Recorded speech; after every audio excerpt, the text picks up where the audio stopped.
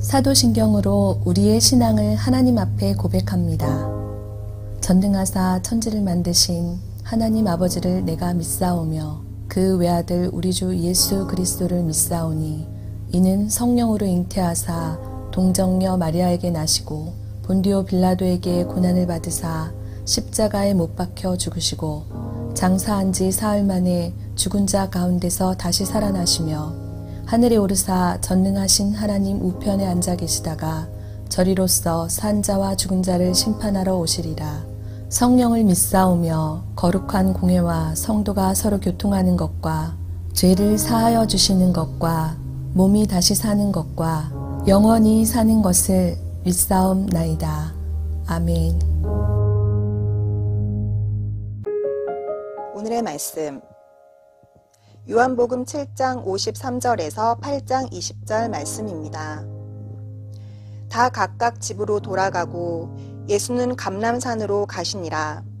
아침에 다시 성전으로 들어오시니 백성이 다 나아오는지라 앉으사 그들을 가르치시더니 서기관들과 바리새인들이 음행 중에 잡힌 여자를 끌고 와서 가운데 세우고 예수께 말하되 선생이여 이 여자가 간음하다가 현장에서 잡혔나이다. 모세는 율법에 이러한 여자를 돌로 치라 명하였거니와 선생은 어떻게 말하겠나이까. 그들이 이렇게 말함은 고발할 조건을 얻고자 하여 예수를 시험함이러라. 예수께서 몸을 굽히사 손가락으로 땅에 쓰시니 그들이 묻기를 마지 아니하는지라. 이에 일어나 이르시되 너희 중에 죄 없는 자가 먼저 돌로 치라 하시고 다시 몸을 굽혀 손가락으로 땅에 쓰시니 그들이 이 말씀을 듣고 양심의 가책을 느껴 어른으로 시작하여 젊은이까지 하나씩 하나씩 나가고 오직 예수와 그 가운데 섰는 여자만 남았더라. 예수께서 일어나사 여자 외에 아무도 없는 것을 보시고 이르시되 여자여 너를 고발하던 그들이 어디 있느냐. 너를 정죄한 자가 없느냐. 대답하되 주여 없나이다. 예수께서 이르시되 나도 너를 정죄하지 아니하노니 가서 다시는 죄를 범하지 말라 하시니라. 예수께서 또 말씀하여 이르시되 나는 세상의 빛이니 나를 따르는 자는 어둠에 다니지 아니하고 생명의 빛을 얻으리라. 바리새인들이 이르되 내가 너를 위하여 증언하니 내 증언은 참되지 아니하도다.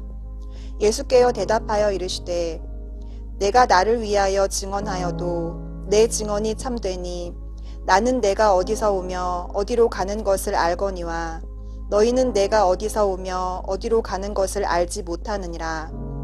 너희는 육체를 따라 판단하나 나는 아무도 판단하지 아니하노라. 만일 내가 판단하여도 내 판단이 참되니 이는 내가 혼자 있는 것이 아니요 나를 보내신 이가 나와 함께 계심이라. 너희 율법에도 두 사람의 증언이 참되다 기록되었으니 내가 나를 위하여 증언하는 자가 되고 나를 보내신 아버지도 나를 위하여 증언하시느니라. 이에 그들이 묻되 내 아버지가 어디 있느냐.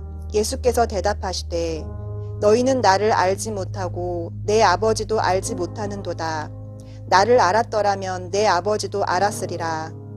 이 말씀은 성전에서 가르치실 때에 헌금함 앞에서 하셨으나 잡는 사람이 없으니 이는 그의 때가 아직 이르지 아니하였음이러라. 여러분, 예수 믿으면 복 받는다는 말 들어보셨죠? 한때는 이 슬로건을 통해서 열심히 한국교회가 전도했고 또 한국교회가 또 크게 부흥을 한 계기가 되었죠. 그런데 오늘은 이렇게 말하는 사람들을 향해 뭐라고 이야기를 합니까? 기복신앙인이다 라고 이야기를 합니다. 왜냐하면 한국 사람들이 생각하는 복은 물질의 복 또는 건강의 복이기 때문이죠. 하지만 진짜 예수를 믿으면 받는 복이 무엇인지 아십니까? 우리의 운명이 달라지는 복임을 꼭 기억하시기를 주님의 이름으로 축복합니다. 가수 중에 심수봉이라는 분을 아실 거예요. 엄청난 인기를 끌었던 가수였지만 그녀의 어린 시절은 상당히 외로웠다고 합니다. 아버지 없이 자란 그녀는 어려서부터 아주 조숙했대요. 그래서 무엇을 생각했냐면 인간은 왜 태어나고 왜 또 허망하게 죽는 걸까라는 고민에 심취했대요. 그리고 어머니께서는 한때 이단에 완전히 빠져든 바람에 이 심수봉이라는 여인은 기독교에 대한 부정적인 이미지가 상당히 컸다고 합니다. 그래서 어려서부터 본 그 교주의 무서운 형상이 한동안 머릿속을 떠나지 않아서 기독교라며 그저 막연한 두려움을 가지게 되었다라는 거죠. 그러면서도 그녀는 인생의 의미를 계속해서 찾고 싶어 했어요. 그래서 타종교의 경전이란 경전은 모두 숙독하고 수행의 일정한 경지까지 올랐다라고 합니다. 하지만 지금은 어린 시절부터 힘들고 어려웠던 것들이 결국에는 하나님의 큰 사랑임을 깨닫기 위한 거친 과정이었음을 깨닫게 된 거죠. 그래서 그로 인해 어떠한 일도 행복한 마음으로 떠올릴 수 있게 되었다라는 고백을 하게 되었습니다. 그녀의 삶이 이렇게 바뀔 수 있었던 것은 그녀를 위해서 오랫동안 기도를 해왔던 언니의 말 한마디 때문이었대요. 그 말이 무엇이었냐면 하나님을 믿으면 운명이 바뀐다라는 말이었다고 합니다. 사랑하는 성도 여러분, 하나님을 믿으면 운명이 바뀐다라는 말 믿으십니까? 운명이라는 말을 국어사전을 찾아보니까 인간을 포함한 모든 것을 지배하는 힘 또는 그것에 의하여 이미 정해져 있는 어떤 목숨이나 처지, 이것을 운명이라고 이야기를 하더라고요. 그러니까 우리가 살아가면서 만나게 되는 그리고 경험하게 되는 수많은 일들이 있는데 그것을 내 힘으로 내 능력으로 바꿀 수 없는 것이다 라고 하면 우리는 뭐라고 합니까? 아, 내 운명이구나 라고 이야기를 해요. 그리고 그것을 그냥 받아들여야 된다라고 말을 하잖아요. 가장 쉽게 말하면 죽음, 우리의 힘으로 바꿀 수는 없어요. 우리의 능력으로도 바꿀 수 없습니다.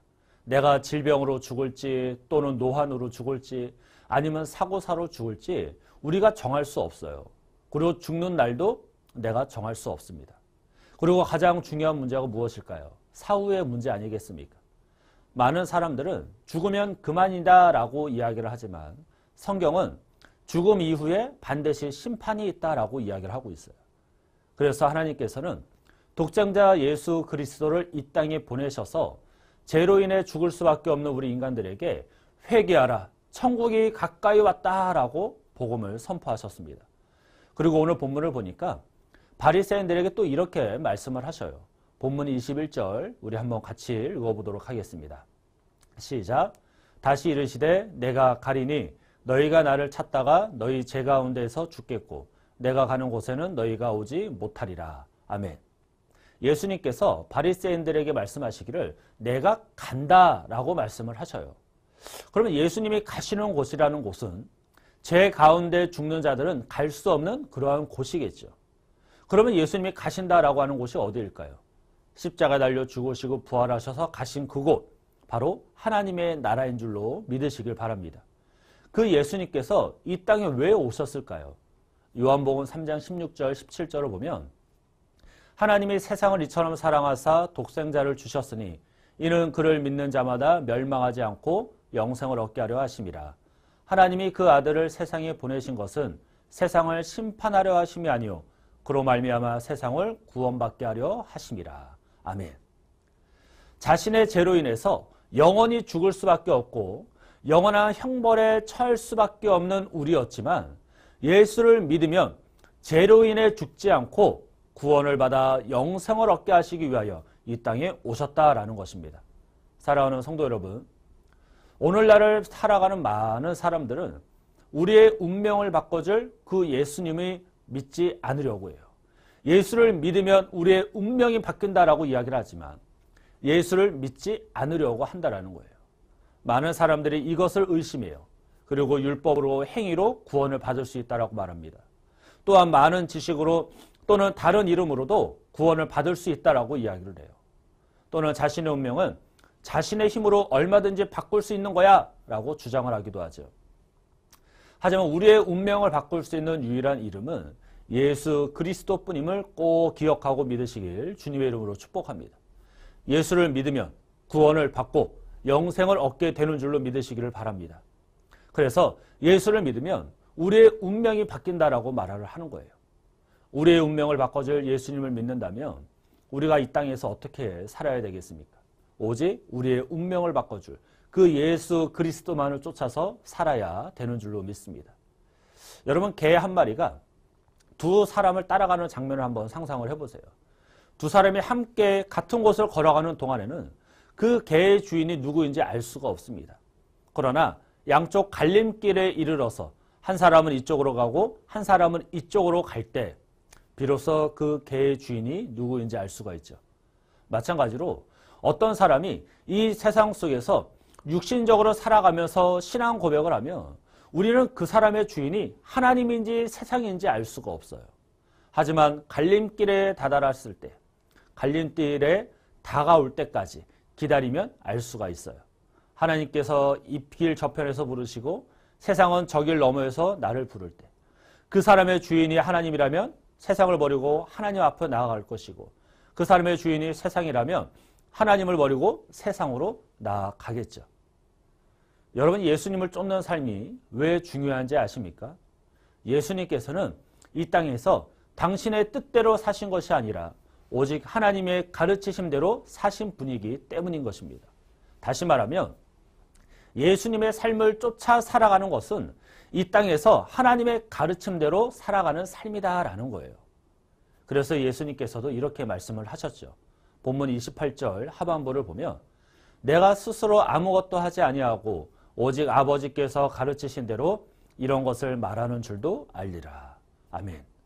사랑하는 성도 여러분, 예수를 믿으시기를 주님의 이름으로 축복합니다. 예수님만을 여러분의 삶의 주인으로 모시고 살아가시길 주님의 이름으로 축복합니다. 예수님만이 여러분의 운명을 바꿀 수 있는 유일한 분이심을 꼭 믿으시기를 주님의 이름으로 축복합니다.